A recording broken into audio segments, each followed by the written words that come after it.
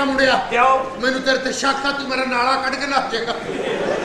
तेरा की पता लगना मुंह ही पाक करना के बिस्मिल्लाहिर्रहमानिर्रहीम।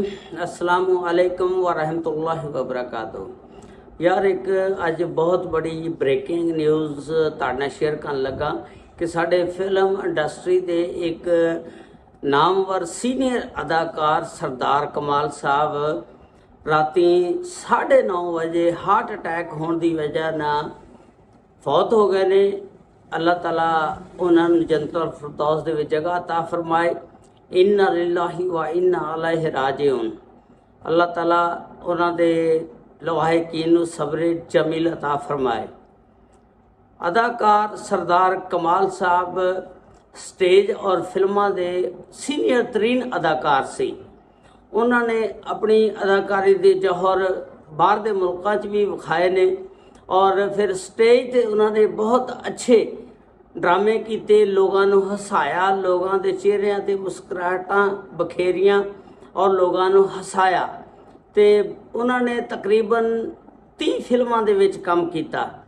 तो वो रात तकरीबन 9:30 बजे का टाइम सी। लाहौर इकबाल टाउन दे विच रहिंदे सी ते उन्होंने जदों हार्ट अटैक होया, दिल का दौरा पिया, उन्होंने दोस्त अहबाब भी उन्होंने कोल सी जिस वेले हार्ट अटैक होया। तो दसदे ने कि उन्हों दा आबाई शहर जिहड़ा फैसलाबाद आ, फिलहाल उन्हों दी मैयत जिहड़ी आ वो लाहौर आ। ते लाहौर दे विचों उन्हों दी मैयत जिहड़ी आ फैसलाबाद शिफ्ट की जाएगी। उन्हों दा कहना सी कि मैनू जिहड़ा आबाई शहर फैसलाबाद आ उत्थे ही दफनाया जाए, क्योंकि वो अपने शहर की मिट्टी के नाल बहुत ज़्यादा प्यार मुहब्बत करते सी। उन्हों का कहना सी कि मैनू उत्थे ही दफन किया जाए। तो इस वास्ते उन्होंने आखिरी उन्होंने रसूमात करने वास्ते उन्होंने मैयत नूं फैसलाबाद अज किसी टाइम भी पहुँचाया जा सकता। फैसलाबाद पहुँचा के उन्होंने मैयत नूं सर्द खाने दे विच रखा जाएगा।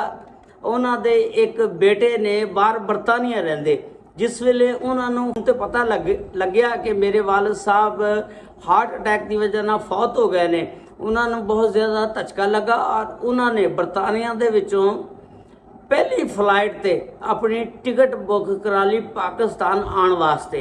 दसदे ने कि वो कल तक पाकिस्तान पहुँच जाएंगे। एक उन्होंने बेटी आ फैसलाबाद शहर तो बाहर व्याही हुई आ, वो भी दसदे ने कि अज शाम तक किते पहुँच जाएगी। तो जो ही उन्होंने मैयत नूं फैसलाबाद लिया जाएगा, उस तो बाद उहदी मैयत नूं सर्द खाने दे विच रख दिता जाएगा और कल शाम नूं फिर दसदे ने इशा की नमाज तो बाद उन्हां दा जनाजा होएगा। वो जिहड़े ने फैसलाबाद झाल चौक दे महला शरीफपुरा दे रहण वाले सी ते मोती मस्जिद दे विच उन्हां दा जनाजा अदा किया जाएगा। उम्मीद आ उस जनाजे दे विच बहुत सारे फिल्म इंडस्ट्री के लोग और नामवर सियासी शख्सियत आ रही ने। ते अल्लाह ताला उन्हां दे लवाहिकीन नूं सब्र जमील अता फरमाए और उन्होंने जन्नतुल फिरदौस दे विच आला मुकाम अता फरमाए। इंशाअल्लाह मेरी भी कोशिश होएगी कि मैं भी जावां और उत्थों दे हालात तुहानूं दस सकां। अस्सलामु अलैकुम व रहमतुल्लाहि व बरकातुहू।